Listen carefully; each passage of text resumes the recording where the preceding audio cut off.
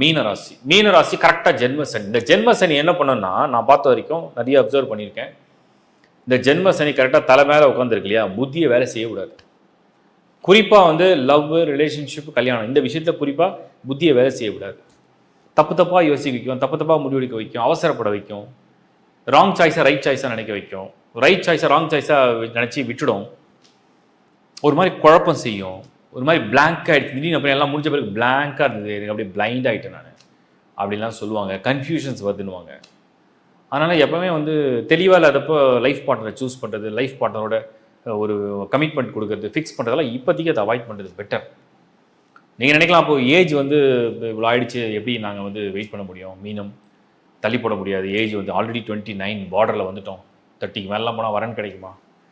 நியாயமாக தான் இருக்குது. ஆனால் அதுக்கு நீங்கள் என்ன பண்ணணும், அந்த மீனராசியாக இருந்துச்சுன்னா அட்லீஸ்ட் சூஸ் த பெஸ்ட்னா இப்போ டைம் எதுக்கெலாம் ரொம்ப நல்லா இருக்குன்னு பார்த்து அதுக்கு மேட்சிங் எடுத்துக்கணும். அப்போ தான் அது புத்திசாலித்தனம். இன்னும் நீங்கள் மீனமா ராசியில் பிறந்து நீங்கள் வந்து ஒருவேளை மேஷம் எடுக்கிறீங்க, சிம்மம் எடுக்கிறீங்க, இந்த டைமில் சொல்கிறேன், இந்த டைமில் அந்த மாதிரிலாம் கும்பம் எடுக்கிறீங்கன்னா நெருக்கடியாக இருக்கும். ஸோ அதனால் கொஞ்சம் இந்த மேரேஜ் விஷயத்தில், லவ் ரிலேஷன்ஷிப்பில் ஜாக்கிரதையாக இருங்க. ஏன்னா இப்போ வந்து இந்த ரிலேஷன்ஷிப் சைட்லலாம் நிறைய பேர் ஃபேஸ் பண்ணக்கூடிய ஏமாற்றங்கள்லாம் நீங்கள் ஒன்று எதிர்பார்த்துட்டு இருப்பீங்க, பார்ட்னர் அப்படி இல்லைன்னா அது ஒரு ஏமாற்றம் தான். அந்த மாதிரி ஒரு சூழ்நிலையெல்லாம் இதுக்கு காமிக்குது. அந்த சோதனைலேருந்து கடந்து வாங்க, இதான் நான் சொல்கிறேன்.